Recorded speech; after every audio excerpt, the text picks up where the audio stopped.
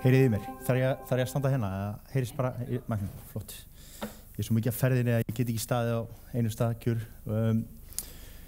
Ég verð að viðurkenna að ég ákvaða nafnið á fyrirlestrinum og forskriftina áður en ég bjó til fyrirlesturinn, þannig að ég vona að ég hafa sé svona nokkurn veginn að tala um þetta. Sjáum til hvert við förum með þetta. Ekki svona góð hérna. Verkefnagátt og hvernig getur virk verkefnastjórnun og verkefnagátt stuðla að góðri heilsu verkefna. Ég heiti Jón Kolbeinn Guðjónsson eins og hefur komið fram og ég er framkvæmdastjóri framkvæmda hjá Reitum og hefur verið það síðan 2023. Þar áður var ég í tæp 10 ár hjá Isavia, fyrst sem verkefnastjóri og svo sem deildarstjóri verkfræðideildar. Ég er með bachelor í byggingatæknifræði og master í rekstrarverkfræði. Þegar ég fer á verkstað þá er ég mjög oft spurður af verktökum hvort ég er verkfræðingur og ég segi alltaf já, ég er verkfræðingur. Hvernig verkfræðingur ertu? Ég er bara mjög lélegur verkfræðingur. Þú veist, ég er svona verkfræðingur sem að verktakar og hönnuðir þola ekki. Þú veist, ég hef aldrei hannað, ég hef aldrei haldið á hamri, ég kann ekki neitt en ég hef skoðun á öllu. Og ég held að þetta sé eitt af því fáu sem að verktakar og hönnuðir eru sammála um.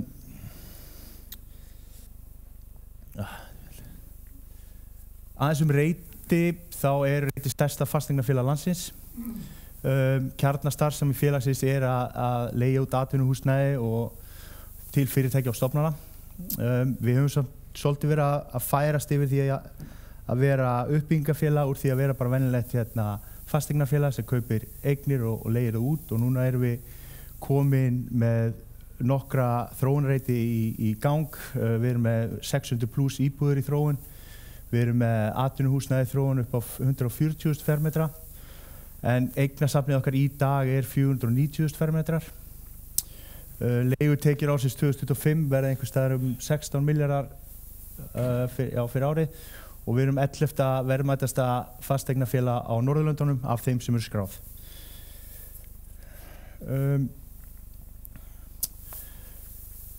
Hérna er ég búinn að fara og spjalla aðeins í gervigreindina eins og fleiri eru búin að gera og ég fór bara aðeins að spurja út í verkefni svona almennt.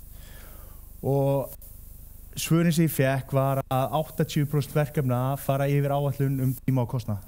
Þannig að 80% af öllu verkefni sem byrja í heiminum fara yfir áætlun. Og ef við erum með stórverkefni, megaprojects, þá eru 98% af þeim sem fara yfir áætlun. Og af þessum 98% verkefnuna sem fara yfir áætlun, þá er mjög líklegt að þau fari alveg 20% yfir á tíma, þannig að þau taka 20% lengri tíma að framkvæma þau. Og kostnaðurinn er oft yfir 80% fyrir þessi stærri verkefni. Þetta eru mjög mikill peningur sem að ræða og það sem mér er kannski áhugaverðast í þessu öllu saman er að aðeins 4% af þeim gögnum sem við erum að búa til í öllum þessum verkefnum nýtast áfram í næsta verkefni. Þannig að þú veist, það er svolítið að segja okkur að við erum ekki einu sinni að læra af reynslunni í gömlu verkefnunum, heldur erum við bara að byrja aftur upp og nýtt í næsta verkefni. Og mér finnst það mjög áhugavert. En svona kannski ástæðan fyrir að ég fór að spá mikið í verkefnagátt og stjórnun verkefna er að 2015 þá var ég að vinna hjá Isavia og fekk svona fyrsta stóra verkefni mitt þar sem var að breyta verslunarsvæðinu í flugstöðinni. Og margir kannast við þetta verkefni sem Cafetórsverkefni. Þetta var verkefni sem Cafetór fór út úr flugstöðinni og við breyttum verslunarsvæðinu algjörlega og það var ekkert allir ánægðir með þetta, það tengja allir við gömlu flugstöðina og maður heyrði ennþá bara, þú veist, sögur af því þegar það var bara fullt af gróðri og fólk gat séð þá sem voru að koma heim í gegnum eitthvað gler og rétt 1000 kall til að fara að kaupa bjór fyrir sig og eitthvað í fríhöfninni. Þannig að þú veist, það er alls konar tilfinningar tengd af flugstöðinni og þetta var mjög áhugavert verkefni og verkefni sjálf gekk bara mjög vel. Þetta var flókið verkefni, hjarta flugstöðarinnar þar sem að allt í fullum rekstri og við vorum að færa til búðir og opna tímabundi hér og þar og svona samskipti við hagaðila og þú veist, það allt gekk mjög vel og allir bara mjög ánægðir svona þegar maður tala við það eftir á. En tíminn tók miklu lengri tíma en við áætluðum og við fórum fram úr kostnaði. Þegar við vorum búin með svona 70% af framkvæmdinni þá stóð kostnaður bara mjög vel. Við bara fórum á fund og við vorum að spá í bara hvað erum búin að eyða. Við erum bara búin að eyða 50% af því sem við ætluðum okkur og við erum búin með 70% af verkefni. Og flugstöðin var að stækka mjög hratt á þessi tíma, við vorum með WOW þá og Icelandair bara stækka og við þurftum að hreyfa okkur mjög hratt og það var ákveðið að bara stækka umfang verkefnisins, bara scope creep og af því að við höfðum pláss fyrir það, því að við vorum bara búin að eyða 50%. En svo kom bara í ljós að það var aukaverk sem við áttum eftir að gera upp og það voru skuldbindingar sem við vorum ekki að fylgjast með sem komu í bakið á okkur seinna meir og við endum á að fara 20-25% fram úr áætlun og þá fór ég svona mikið að spá í þessu, bara þú veist, af hverju er ég að alltaf spá í hvar ég er stattur núna í staðinn fyrir að hugsa hvar verð ég þegar verkefnið er búið. Og það svona kveikti áhuga minna á þessu. Svona kannski aðeins hvað er verkefnagátt, þá er þetta sem sagt bara ferli sem felst í því að fylgja með og mæla og stýra framvindu verkefna þannig að við getum gripið í taumana tímalega en ekki bara, þú veist, korteri fyrir opnun þegar allt er á fullu. Þannig að þetta er samspil milli verkefnastjórnar og greiningar á þeim gögnum sem við erum að safna í verkefninu. Og helstu mælikvarðar, þú veist, sem öll, að þú veist, það er alltaf tíma og kostnaður, svo er það bara umfang verkefnisins, hvað er verkefna, hvað er battery limits á verkefninu, hvert nær það. Gæðið er eitthvað sem við erum alltaf að fylgjast með, en ég vil líka bæta neinn áhættu og öryggi af því að áhættan hefur náttúrulega bara mjög mikil áhrif á alla hina þættina í verkefninu og við viljum náttúrulega að allir komi heilir heim úr verkefninu. Þannig að í rauninni fyrir mér er þetta að fylgjast með þeim mælikvörðum sem að skipta máli fyrir markmið verkefnisins. Og þá kannski svona ef við förum aðeins bara í, þú veist, hvernig myndum við að byggja þetta upp og fyrsta er náttúrulega bara undirbúningurinn og það er þá að búa til baseline áætlanir fyrir tíma og kostnað, hvert ætlum við að stefna í þessum atriðum. Stjórnskipulag verkefnisins er mjög mikilvægt, þú veist, hvar eru ákveðandi teknar, hver má taka þær, hvernig flæði þetta í gegnum stjórnskipulagi, verkefnastjórn, hver á að stýra verkefninu eða framkvæmdastjórn eins og Jónas talar alltaf og hvaða heimildir hefur hún til að taka ákvarðanir og stýra verkefninu. Og svo stefnumótinu er síðasti punkturinn sem ég setti þarna og það er bara hvernig ætlum við að vinna þetta verkefni, hvernig ætlum við að bjóða út, hvernig er strategían, þessar 6 leiðir sem Andrea talaði áðan í útboðsmálunum til dæmis og allt þetta. Mjög svona traditional þá er þetta það sem er gert. Það búið bara til baseline kostnaðaráætlun, henni dreift yfir mánuðina. Þetta eru rauntölur úr verkefni hjá okkur og þessi stóra súla er sem sagt uppgreiðsla á vaskvöð fyrir húsnæði sem við vorum að breyta. Þannig að það er kannski bara svona áminningum að maður verður að taka alla breytur inn. Þetta er ekki bara, þú veist, framkvæmdakostnaðin eða framkvæmda hönnun, þetta er líka bara fjármagnskostnaður, virði eignarina sem þú ert að breyta eða þú veist, það er alls konar kostnaðir sem getur komið inn í þetta líka.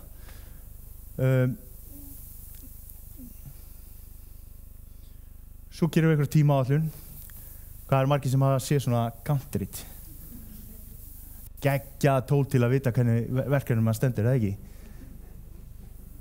Nei, við gerum einhverja tímaáætlun til svona nokkurn veginn hvernig við ætlum að framkvæma og vinna verkefni og þetta eru flestir að gera og við þurfum að gera þetta. Kannski eina sem ég ætla að bæta við áður en ég held áfram er að ég sé mjög oft að fólk er að gera baseline áætlanir sínar og svo byrja að hanna og kostnaðar við eitt verkþátt er hún hærri, þá bara breytum við áætlanum okkar. En það má ekki vera þannig. Þú veist, baselineið okkar er alltaf það sem við erum að miða við og ef að þess verkefni er að stefna eitthvað annað þá þarf það að vera strategísk ákvörðun að breyta áætluninni. Það er ekki gert í verkefnastjórn eða eitthvað slíkt, það er bara gert á efsta leveli. Það verður að vera allir sammála það að við ætlum að breyta baselineinu okkar. Annars er það bara það sem við erum að stefna á. Svo leggjum við á stað og verkefni fyrir í gang og þá fyrir við að safna saman einhverjum gögnum hvernig verkefni stendur og oftast sem maður hefur séð og þetta ég tala bara út frá sjálfum mér og örugglega margir sem að gera þetta öðruvísi en þú veist þarna tími og kostnaður mældur út frá punktstöðu hverju sinni þannig að við erum með dreifingun okkar og svo byrja verkefnið þarna það var minni vaskkvöð en við reiknum með og svo byrjum við á niðurrifi og þú veist, niðurrifi hærra en við áætluðum en við erum samt undir kostnaðaráætlunum þannig að við erum bara fín sko. Þetta ekkert mál. En svo förum við að velta fyrir okkur hvernig stöndum við í tíma. Þá opnum við Gantt-ritið okkar og það verkfundur, verkefnastjórnarfundur og við opnum Gantt-ritið okkar og drögum okkur á línu, við erum hvernig staðan í tíma? Það veit enginn. Af því að það ekki hægt að lesa á svona Gantt-rit. Þú veist, getur þú zoomað aðeins til vinstri og línu 15 eða, þú veist, það þarf að brjóta þetta niður í minni áfanga og það sem við höfum svolítið verið að gera líka núna og prófa hjá okkur að fara meira í greining og spá, þú veist, bera saman þá raunframvindu og baseline til að koma auga frávik. Spá hvert við erum að fara að enda þegar verkefni búið, ekki bara núna, hvar stöndum við núna, heldur hvar verðum við þegar verkefni búið, hvar estimated cost að fara að lenda og svo upplýsingagjöf og þetta mjög mikilvægt atriði að verkefnastjórn og þeir sem að stýra verkefninu og verktakarnir að þeir séu að koma réttum upplýsingum og þeim upplýsingum sem skipta máli til verkefna þannig að sé hægt að taka ákveðnir á rétt tíma. Og svo þegar upplýsingagjöfin komin og að það sé þá verið innleiða eitthvað leiði til að grípa í taumana þegar vísbendingar eru komnar fram að þessi þurfi. Og ég með bara línurit úr verkefni sem við vorum með í gangi og við erum svolítið verið að prófa okkur áfram með earned value og það kannski margir sem þekkja earned value en það samt svolítið nýtt á Íslandi. Ég hef ekki séð marga verið að nota það. Og það sem við sjáum rauninni bara bláa línan bara áætlun okkar. Það bara áætlaður kostnaður sem við erum að dreifa í verkefni. Rauða línan þá raunkostnaður.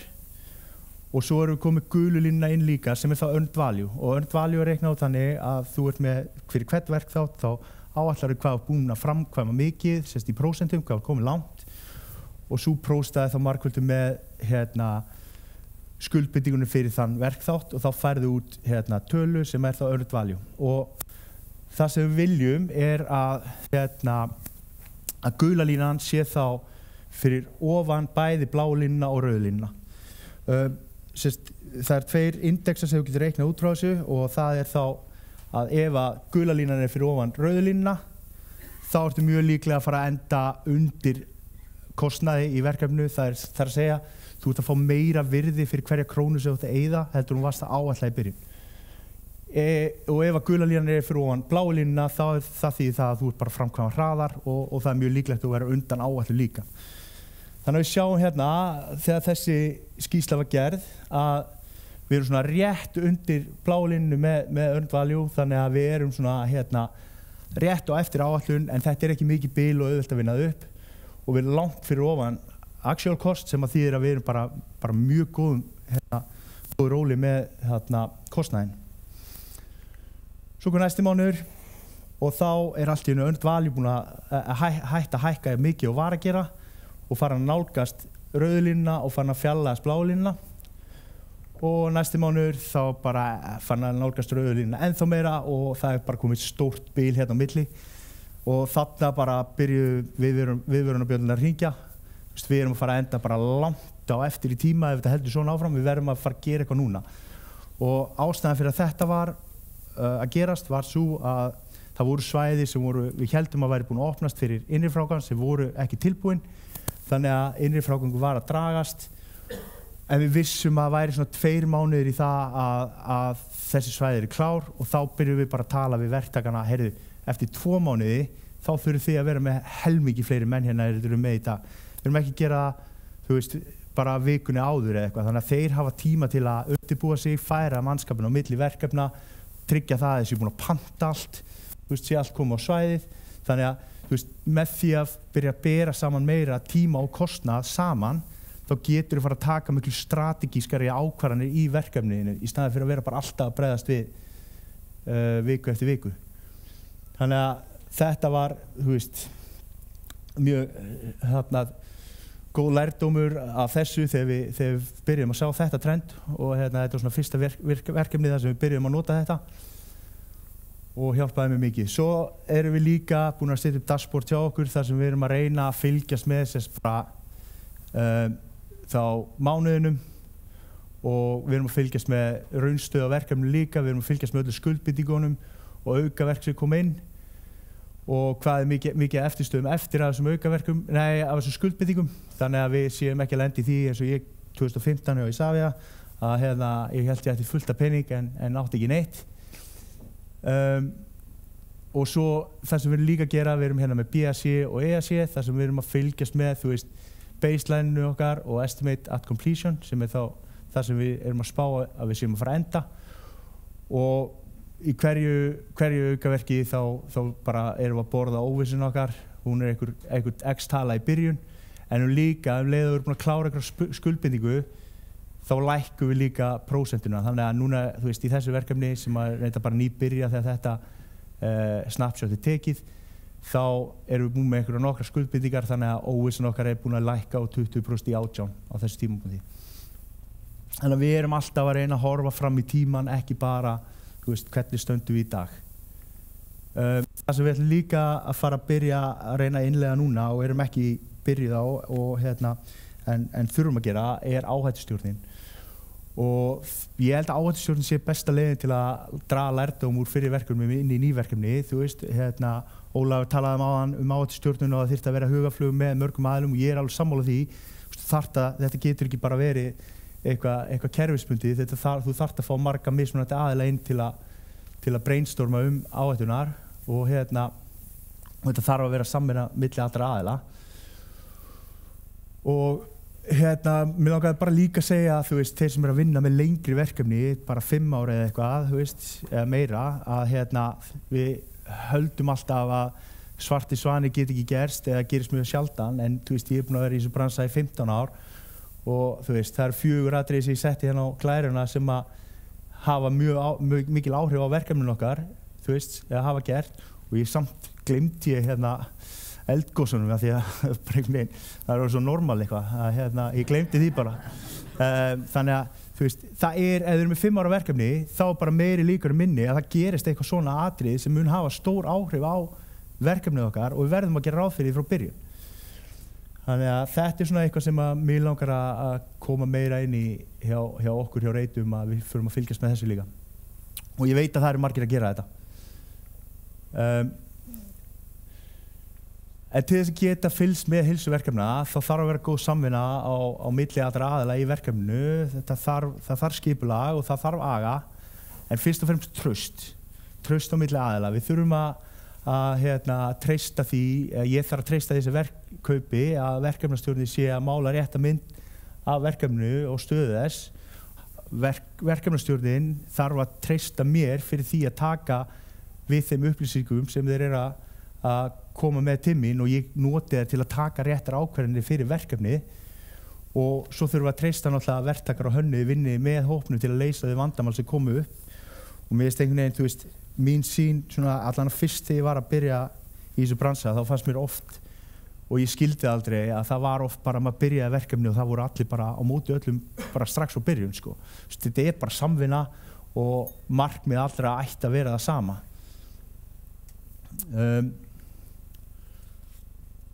Svo kannski bara svona í lokin til að summera þetta aðeins upp þá bara, hvernig lærum við að reynslunni?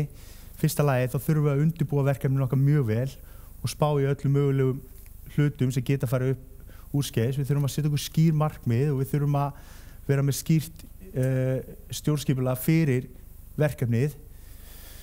Við þurfum að hlusta á gögnin og við þurfum að passa líka að við séum ekki að reyna að fegra hlutina og mikið þannig að við höfum bara tendens til að reyna að mála fallegri mynd en raun þannig að en það skiptir bara miklu máli að við séum bara að raunsa í því og við séum að miðla réttum upplýsingum.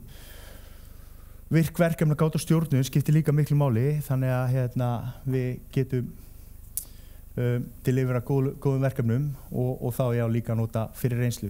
Ég var á ráðstefnu í Washington núna fyrir 3 vikum síðan og þar hlustaði ég á fyrirlestur gervigreindina og hann var svona pínu eye-opening. Þá var fyrirtæki sem heitir Contruent sem er með hugbúnað fyrir bara project controls og þeir voru að segja að þeir eru búin að setja inn gervigreind inn í hugbúnaðinn hjá sér þar sem þú getur farið bara og verið með verkefnabanka þinn og þú getur farið bara og spurt hann heyrðu, ég með svona verkefni, það svona stórt, það ég er að fara að framkvæma þessi tíma í hverju gæti ég lent og hann fer bara og leitar í gagnabankanum sem þú átt og bara kemur með bara miðað við fyrir reynslu þá gætur þú lent í þessu og þessu þú veist. Og ég hugsaði bara, vá, það væri geðveikt ef við getum bara tekið til þessu Íslandi bara öll verkefni í einn gagnabanka og bara, þú veist, við getum bara öll leitað í honum en ég veit að það svona einhver draumsýn en það væri geðveikt. Herru, takk hérlega fyrir mig.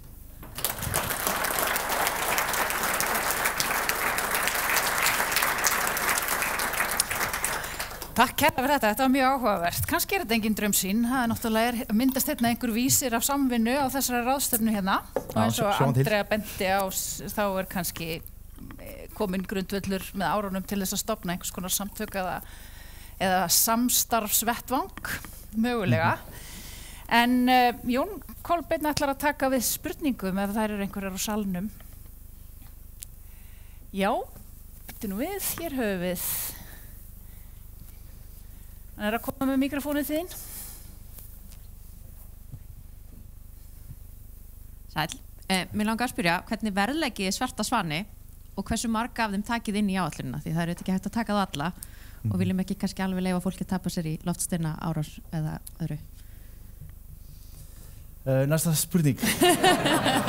Það alltaf bara mjög erfitt að verðleggja og maður þarf bara einhvern veginn að reyna að gera sér hugalund hvaða áhrif þeir gætu haft og hverju þeir eru, þú veist. Ég held að, og ég held að hugsanlega besta leiðin sé bara að horfa tilbaka og þú veist, hvernig hefur þetta verið í áður fyrr, þú veist, eins og með, þú veist, stríð og eitthvað svona. Svona alltaf bara sumt sem getur ekkert áætlað fyrir, sko. Þannig að, já, ég held að þetta er mjög erfitt að vita. Já, það var önnur spurning hérna við hliðina. Já, góð spurning að það hérna. Ég var að velta fyrir mér, það er búið að koma inn á rosalega margt í kringum undirbúning og annað þessu en það sem mér hefur kannski svona fundist ekki komið eins mikið inn á sem ég langar að spyrja er svona samningar. Það var aðeins komið inn á þetta áðan í fyrirlesturum. Það er ég að meina sko það sem hún kallaði áðan design bit build er náttúrulega algengast í opinbera geiranum hér líka sko. En svona hver er ykkar reynsla úr einkageiranum að, þú veist, og þá er ég aðalega að pæla í hvötum til að vinna saman til dæmis sem eru mjög mikilvægar á mínum mati í verkefnastýringu. Já, sko við þau ár sem ég hef verið á Reitum, 3 ár, þá höfum við mest verið bara í, þú veist, bara beinu samningum við verktaka að framkvæma einhvern ákveðin hluta, sko, þú veist, við höfum svolítið verið í stýriverktöku líka og ég var mjög mikið í stýriverktöku upp á flugvelli og það gekk mjög vel þar. En mér hefur ekki fundist að hafa virkað jafn vel hjá okkur hjá Reitum að vera í stýriverktöku. Þannig að þú veist og við erum að færa okkur svolítið núna yfir, þú veist, við erum nýbúin að klára samning fyrir uppbygging á Kringlureitnum til dæmis og þar erum við bara með alverktöku. Þannig að við erum að prófa það núna en ég held samt að þú veist einhvers konar samstarf við verktaka þar sem við erum að fá þá fyrir inn í ferlið og fá reynsluna af þeim inn í hönnunina. Ég held að það sé einhvers konar sweet spot í þessu. Svaraði þetta spurningunni? Fleiri spurningar á salnum?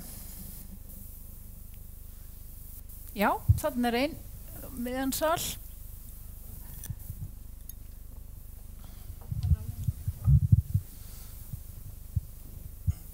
Sæll. Heyrið ég mér, já. Ég bara spá síðan fóruð að mæla að fylgjast með earned value. Hafið þá verið að ná markmiðunum eða halda ykkur meira innan markmiða í samræmi með upprunalega áætlun? Hafið verið eitthvað tölfræði yfir það eða?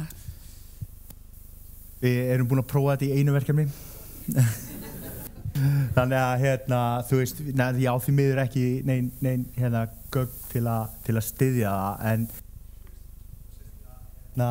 sko eftir að ég fór að gera fyrirlesturinn núna, þá bara og fór að skoða þessar klærur og spá mér í þessu, þá fór ég og baði að láta breyta þessu starfsporti, taka þetta út og setja hitt inn, af því að fyrir mér þetta bara eitthvað svo skýr mynd í mínum huga af því hvað er að gerast í verkefninu og en auðvitað earned value líka sko, það kemur svolítið mannlegi þátturinn inn í þetta líka af því að þú hvernig ætlar að meta nákvæmlega verkstöðuna á verkstað í prósentum og líka þú getur verið að þú sért búin að borga kannski allt stálið þitt en það er ekki búið að setja upp, þannig að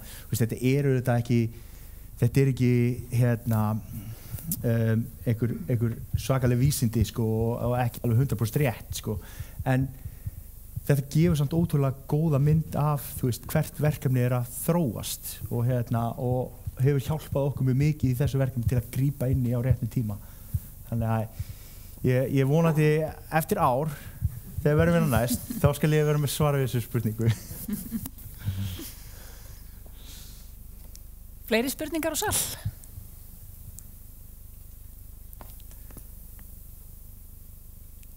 Ef ekki, þá skulum við gefa Jóni Kolbeini Guðjónsssyni gott klapp, kærar þakkir.